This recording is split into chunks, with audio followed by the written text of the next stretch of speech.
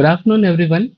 I, Arman Roy from FIPI PDEU Student Chapter, welcome you all to the C2C podcast, where we bring insights from industry professionals to help bridge the gap between campus and corporate life. Our guest for today is Mr. Parag H. Bhoraniya, a proud PDEU alumnus currently working as a wells engineer at Shell. Once again, as the host and on behalf of FIPI PDEU, I extend a warm welcome to you, sir. Thank you, Arman, and thank you, FIPI PDU student chapter. For letting me, to speak at this particular thing that you have set up, campus to corporate. And I guess this is a very good idea right before you start your placement. So I'll be happy to share my thoughts on whatever questions you guys will be asking. Yeah, thank you. Thank you, sir. Yeah. In today's episode, we'll be diving into themes such as building technical depth, embracing digital tools, working in global teams, and the mindset required to thrive in the evolving energy sector. Now, coming to the questions. Sir, how did your time at PDEU shape your professional mindset and prepare you for entering the industry? Okay, so I'll try to mention my experience in points, so that people could understand easily. So first of all, I would like to say that whenever you come to a college, right, from your 12th science or your higher education, then you come to college and start your course. So the most important thing that comes to your mind is networking. So I would say PDPU helped me in networking with many of the people around from the in terms of whenever you have, let's say, conferences, you have some of the visits, you have certain kind of setups or meetings that are there.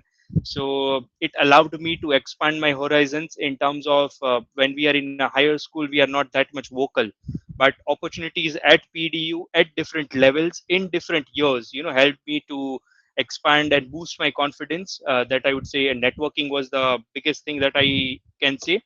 Another thing is why I'm mentioning this is when we are in school, we are spoon feeded, we are given everything. And when you come to college, what I find is, I would not say it's a negative point, but here at PDPU, what we see is they encourage us to learn things by on our own. Things would be explained to you in classes with the help of presentations, with the help of videos, with the help of resources, but you also have to go to your home and use your own brain to solve the things, to clear your basics or to clear a higher amount of knowledge if you require for that particular topic. So this kind of encouragement continuously, time to time, helped me to shape my career, or I would not say career, but helped me to shape my goals and the things which I wanted to achieve in a very smooth manner. So networking, this kind of opportunities. Another thing that I can also mention is progressive mindset. Time to time opportunities has helped me to apply my progressive mindset, open spaces at different forums to speak or to express myself. We sometimes think like, if I will speak, it will sound silly, should I speak or not? But then that is the time when you should speak up, no matter what it silly is. So the professors around there never made me felt that I should not speak in front of the group, or it is a silly question. So these are different elements which help me to grow easily. Yeah. Thank you, sir, for your perspective on that. Moving to the next one. Shell is known for its global operations and technical excellence. What has been your biggest takeaway from working in such a dynamic and structured environment? Okay. A good question, Arman. This would be really helpful to the people who are about to enter into the industry now after some months, yeah, after your placements. So working in an MNC is like, let's say, any MNCs, Exxon Mobil, Shell, BP, Chevron. There are many, right? So how this helps us, that college has helped you with the different resources. It has shaped you as a professional. Now it's time to apply. While you go into the industry, you have to apply your skills and work on the projects. So basically, the work culture at Shell has helped me to present myself in a very safer environment. Companies like Shell also focuses very much on safety. So having that safety mindset, or that safety behavior in you, we are in oil and gas industry, and safety stands to be at very highest point, right, when you are working anywhere in a sensitive environment. So that safety culture, that safer environment, that space to speak up, and kind of people that I got the kind of people that I get time to time to work on different projects, kind of resources that I've got at Shell, very dynamic and different kind of experiences working on different kind of projects, different kind of stakeholders time to time. Also, I would like to mention there are some of the methodologies to solve problems, exposure to different kind of softwares, trainings, and you just name it, right? So these are different areas which were there, which made me felt comfortable while working at a place, and helped me, to shape my career for a longer run, right? So yeah, this is how big MNCs work, and it will definitely for them it would be people first, and then work. So different kind of policies also help you to feel good time to time. Yeah. Thank you, sir, for your valuable insight on that. Now, coming to the next question. From interning at oil field basics to working in well operations and data engineering, what were some critical moments that helped you build a strong technical foundation? Okay. So when you talk about technical aspect, right? So we tend to attend different kind of workshops, different kind of guest lectures, right? You guys would be very much enthusiastic to attend those guest lectures. Let us hear from an expert what they are telling and everything. So at a times it becomes very important to know this fact that your basics should be clear. Whenever you are going in any interview or any representation or any presentation, your basics should be clear. Anybody who will be coming to interview you, or anybody who is coming to test you, will ask you basics. If your basics are clear, they will train you for complex problems or complex projects. But let's say if your basics are not clear, then you will be in trouble. So first and foremost thing which I focused on was clearing my basics. Wherever I go, I should be confident about my concepts, right? If I'm being asked, let's say, how gas lift valve works, or how gas lift operation works, which valve is opened first, how it operates, tell me the background behind sucker rod pump, how it works, what is the basic principle. So if I know these basics, then I'll be very much confident on working on different things that are there. So right from old field basics to entering into the industry Shell, what things I kept in my mind was to have my basics clear time to time, asking questions. As I mentioned, no question is a silly question until and unless you ask and you get your answer. So keep on asking questions. Ask why, how, what, where, when.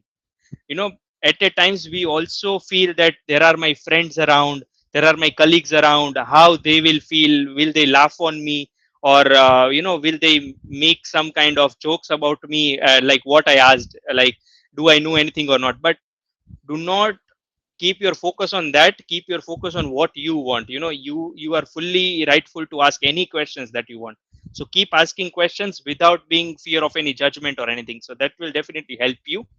uh, Another thing is, do not accept anything that if it is said, let's say this is this, do not accept directly.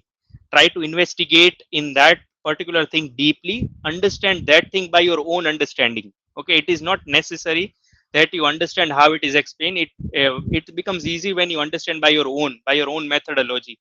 Let's say by writing or by making process flow diagrams. So I can give one example.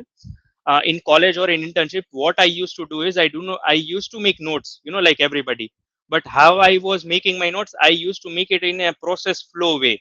Like let's say if I wrote something, then an arrow, wrote something, then an arrow. So that helped me to understand everything step by step on how it is working, rather than writing paragraphs and then going through it again and trying to see what I did after the end of internship.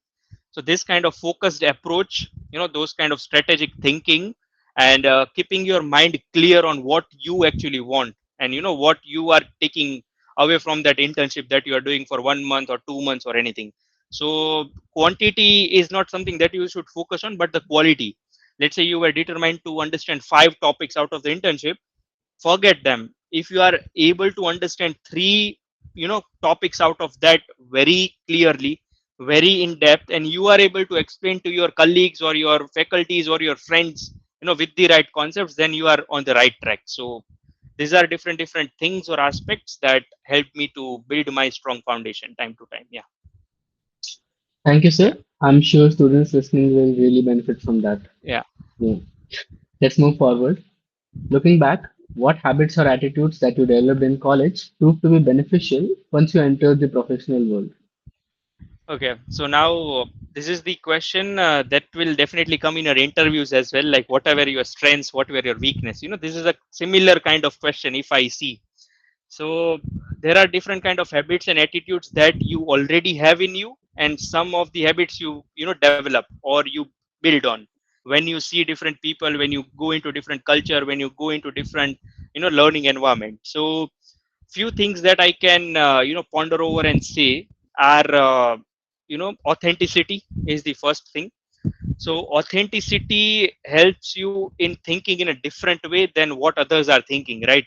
It is not necessary that we go with the crowd every time, and it is also not necessary that you go different from them every time, right? So you have to make your choices when to go ahead with everyone and when to make your own point, right? So authenticity is one thing that I always kept on. If I have an authentic idea in my mind, I would definitely investigate all the corners of it, and then I'll discuss and then I'll do. If not, definitely follow what is there, right in place, which is working fine.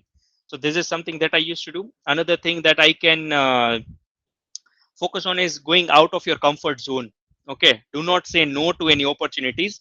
Trust me, oil and gas industry is now at that I would say place or that time period where saying no would definitely not help. That no, no, I don't want to do production. No, no, I don't want to go for reservoir. Let me go for drilling.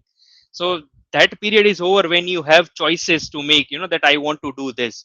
You have to be ready. You have to be framed in such a way that you fit into anything. That is given to you.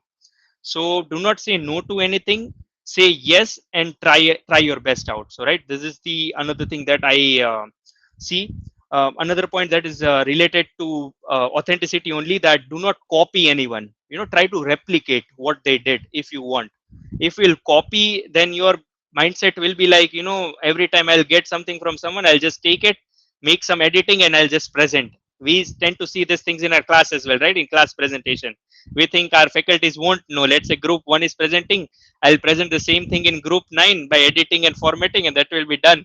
So you are wrong there. I mean, if you are not caught there, but definitely when you go ahead in industry, those practices won't help you, right? So do not copy, replicate things. Do not copy.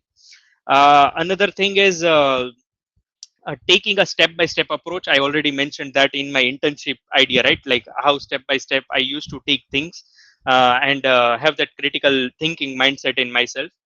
uh, Another thing that I can tell, from my varied experiences throughout my 4 years at college, was taking leadership, taking a lead into something. Now you might feel that if I become a leader, I'll get more responsibilities on myself. I have to do everything. Let's say if the members are not working, everything will come on me, and I have to stay awake and whole night and make presentations, and I have to prepare everything, because I'll be questioned by my faculty that you are the leader, what did your group did, right? So definitely you are responsible person, but taking those leadership opportunities at that stage will help you to build a good leadership vibe in you, and when you go into industry, that will also help you to take some leadership roles in future, right? So industry currently require project management as well as technical skill. If you're good at technical skill and you say I'm good, no, you require everything, right? So do not say no to leadership opportunities. Just take it, whether it is a presentation, whether it is an internship, whether it is a rural internship, or whether it is anything, right, that is around your corner. Let's say you have fest as well. So you start from a little, group of 3, group of 4, but try to take leadership. Say yes, I'm ready to do. And just do not say yes. You again, when you say yes, you are responsible for many things. So you have to plan, structure, and then implement. So yeah, these are the habits and attitudes that I have kept in me till now. Another thing that I can say is keep learning. Learning never stops. So yeah. Yes, sir. Thank you, sir, for your insight on that. Now, considering the pace at which the energy industry is evolving, what's the one professional value or habit that has helped you stay adaptable and relevant? Okay. The same thing, that I would like to mention is keep the learner's mindset. Do not think you know everything. Nobody knows everything. Another example, I'm stating examples, so that people can relate, or students can relate. You might be using Excel, right, in your fest to prepare list or to prepare budget or to prepare your, let's say assignment, everything. So we think we know everything about Excel. We know formulas, we know charts, we know data entering, we can do this, everything. What I can say is we, as a student, or we as a, fresher, we know only 5% of Excel. Trust me, we only know 5% of Excel. Excel can do wonders. If you learn it in very depth, it can do wonders. So never feel like, you know everything. Like you might be thinking only 5% we know everything, we do everything, but no, that is just 5%. There is lot many things you can do with Excel, right, in terms of data. So this is an example where I'm giving that. Do not think you know everything. Keep that learning curve going wherever you go. And let's say you know that topic completely. Let's say if there is a presentation on let's say sucker or pump, let's say I know everything. You do not sit there thinking that okay, I know this, I know this. Try to listen. There might be something new. There might be something different than what you know, because he is an field expert. He is explaining from his experience, field experience. So there might be some points which are practical on field, which are not practical on book, right? So to keep that learning curve going will definitely help. Keep that curious mind. Do not feel like people are thinking he's getting over smart, or he's doing overing, he's doing over things. So first and foremost thing that you have to keep in mind, that filter out all the people and all the mindset that is around you. You have to think about yourself when it comes about when it comes to learning. Yeah. Thank you, sir. That's a powerful reminder for all of us. Yeah. Coming to the next question, Shell promotes a strong culture of collaboration. How has working with cross functional teams influenced your approach to problem solving and teamwork? Uh, yeah, a very good question. Again, when we come to team leadership or cross collaboration ideas, so uh, when you are new to any of the project, as I mentioned, you might be knowing the core oil and gas things, that you have studied. Let's say production, drilling, everything, but you might not be good at digitalization that much. So when you enter into such spaces, you are required to be in knowledge in tech about core plus digital plus management, everything. Every aspect should be there in your project, and then you have to deliver something. So in that area, you have to reach out to people from different teams. So when you reach out to people in different teams, you learn about different softwares, different kind of processes that they are doing.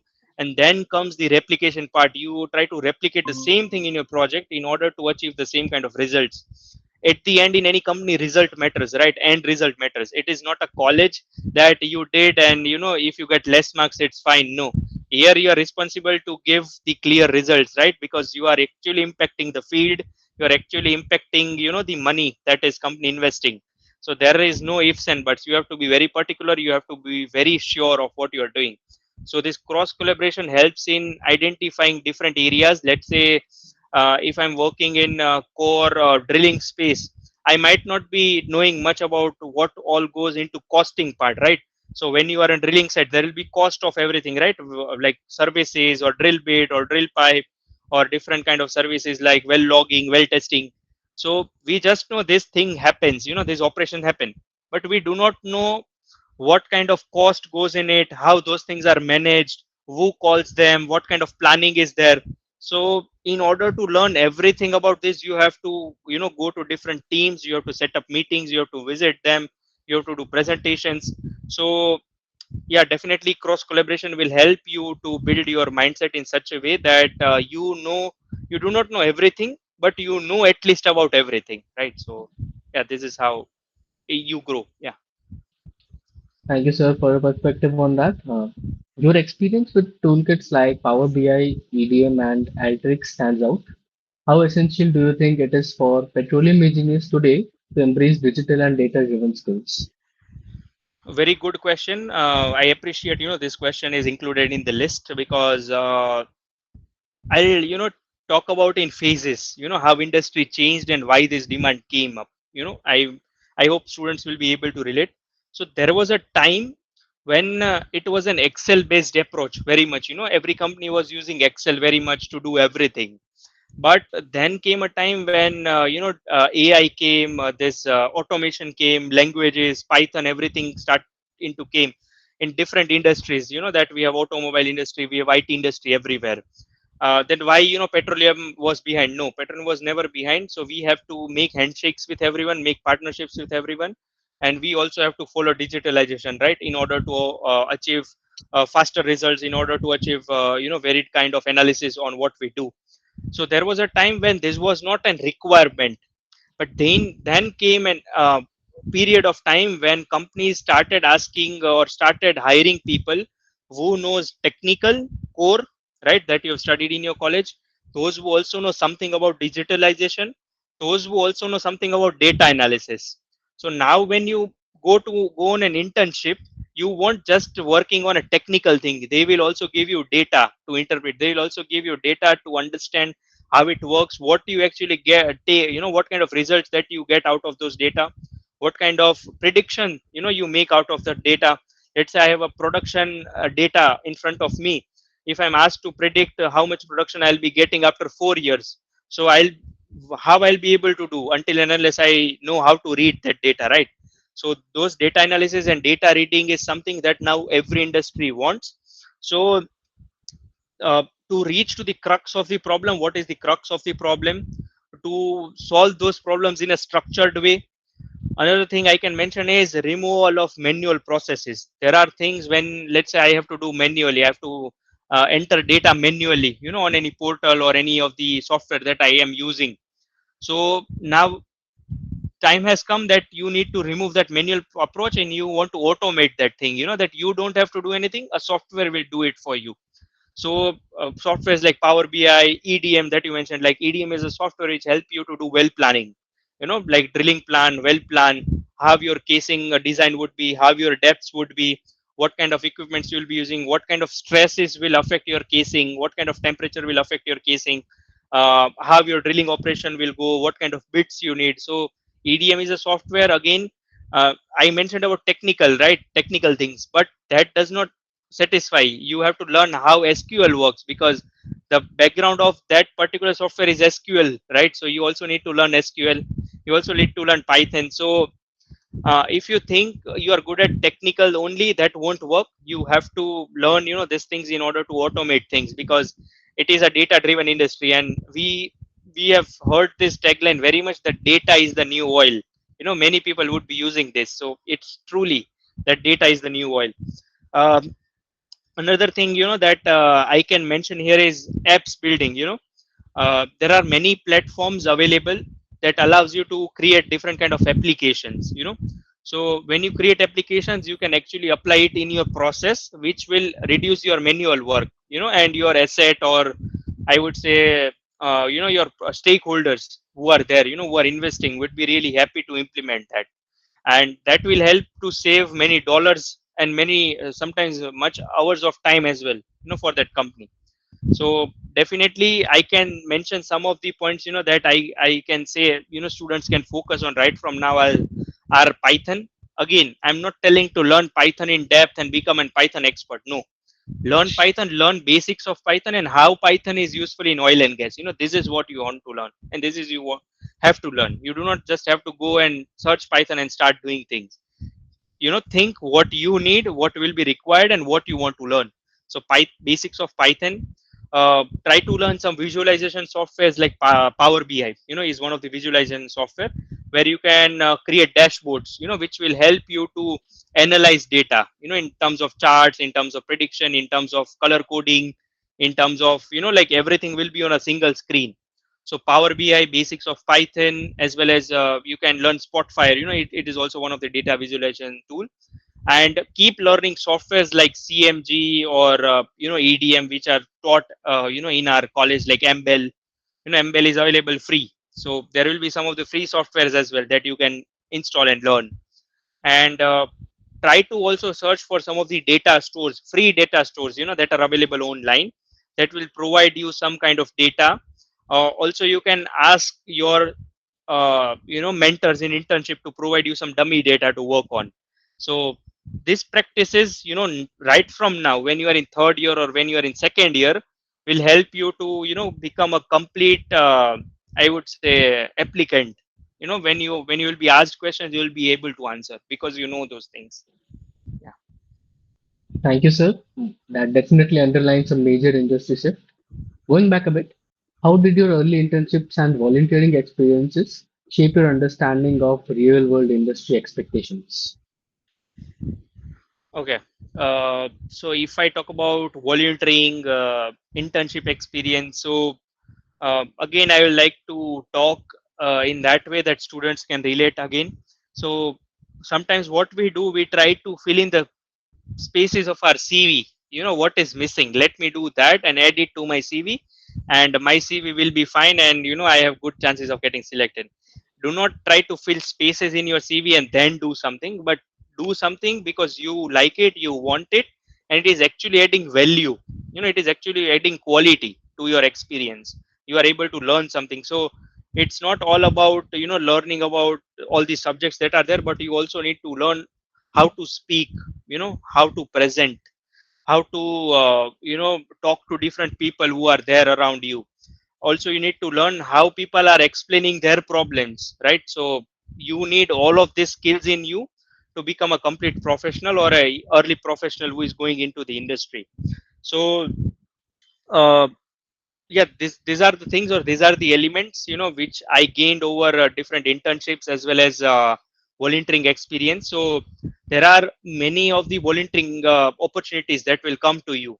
So try to think what are the benefits you are getting out of it. Benefits in the in terms not money, but benefits in the terms what kind of value it is adding to your profile or your thing that you want to create.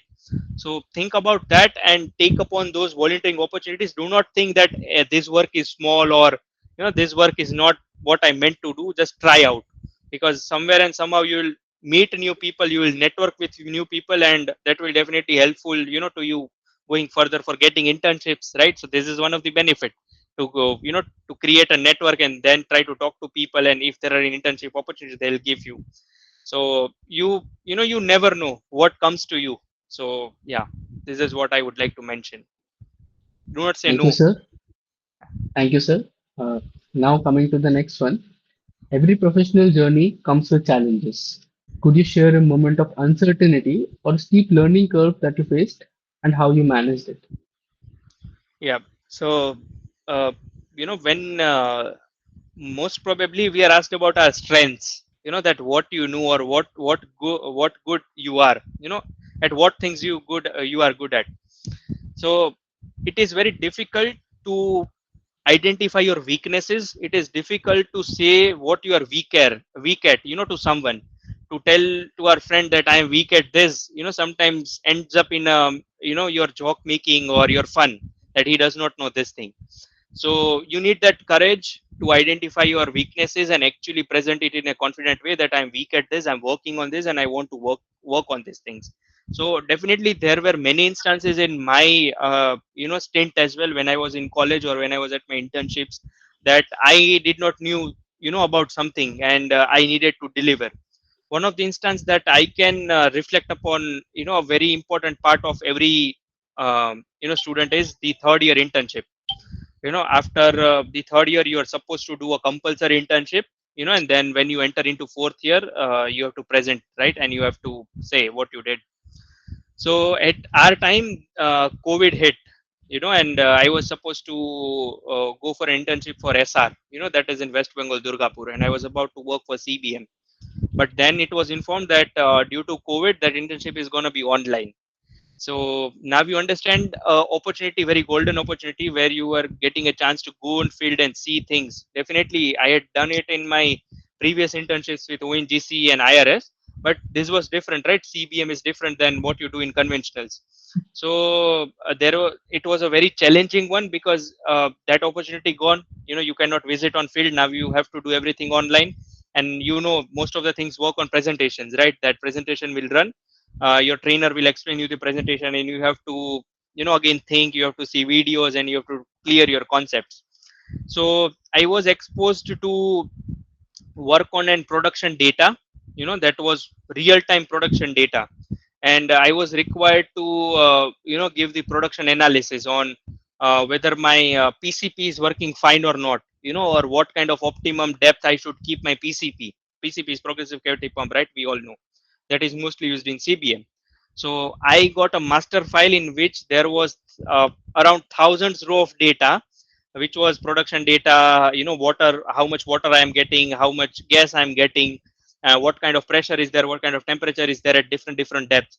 So out of this data I was expected to make an analysis by a graph. So when you create a graph, it is like haphazard, you will not know, you will feel like what is happening. So it became very challenging. Obviously I was able to do it and it went really well and the results were also good. And even the mentor was happy and we successfully completed internship as well.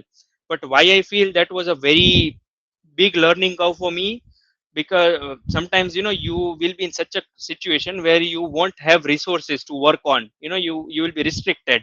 You are sitting at your home and you are restricted to few things that are there on screen. So at that time I tried to imagine things, and that time I tried to actually talk to my mentor late night as well, and please try to explain me how this works, on how these things are happening by different diagrams, by different videos. And that's how I cleared my concepts. And that how and that was the time when I worked with a bulk data, on an Excel. So yeah, it was a very big learning curve for me, that despite of not getting a chance to visit on field, we successfully completed our internship with all the resources that were available online. Yeah. So this Thank, was a very challenging time, but yet a very I would say remarkable time I had. Yeah. thank you, sir, for sharing that. And before we wrap up, if you could give one sentence of advice to every petroleum student listening today, what would be your message? Okay. There is not a single thing. I would like to mention three, four things if I'm allowed. Okay. So yeah, just kidding. So first thing that I would like to say, I already said, is keep your learning curve going. Never stop learning. Do not think you are an expert. Even after 20 years into industry, do not lose your learning curve. Keep learning. Second thing is participate in different kind of opportunities that you get, like Petrobol. I would like to mention there are many international societies like SPE, FIPI, at an Indian level, SEG, IADC. So when you go onto their website, you will find lot many opportunities, where you can participate, where you can represent yourself. There are chances, that you might fail and you might not get selected, your abstract might not get selected, but keep on trying. Keep on trying things. I'd like to mention I was selected for IPDC in 2020, where I was very underconfident. I applied, but I applied with my full mind, that I really want to go.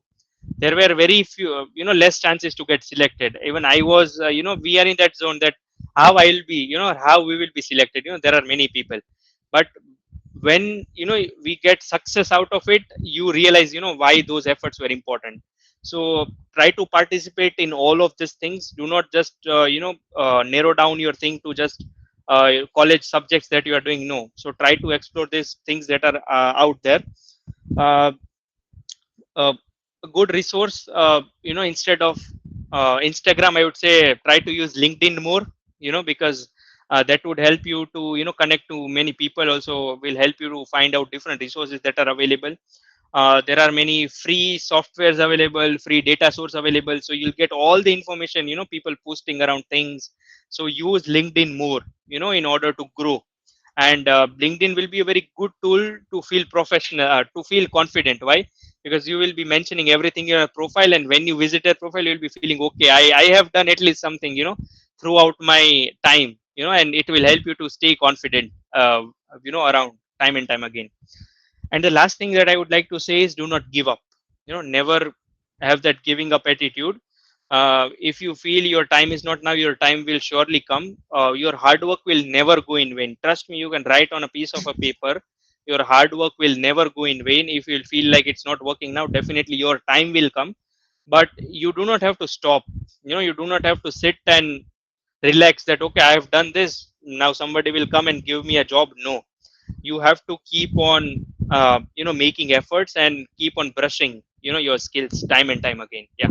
So these are some of the little advices that I can give, out of what I've done throughout my college time, or in my 3.5 years or 4 years, that I'm about to complete in my professional career. Yeah.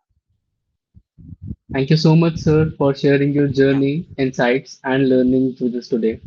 I'm sure this conversation will leave our listeners, especially students, with a wealth of Yeah. knowledge and motivation. Yeah. Yeah. Yeah. It's been an And absolute pleasure yeah. hosting you. Once again, Yeah. thank you, sir. And I'd like to, thanks. I extend my thanks to the organizing team, Arman. Yeah, thanks for taking up, asking those questions, and also the organizing committee. You are doing a great work. Uh, these things, right before the placement season start, will definitely help them in some of the way, right? So, yep, yeah. If anybody want to connect with me on LinkedIn, I'm there. I'll try to help you guys in any of the ways possible, in terms of, let's say, CV, or in terms of interview tips, or anything that you want. I'll try my best, from my experience. Yeah. Thank you again. Thank you, sir. Thank you for tuning in. Yeah.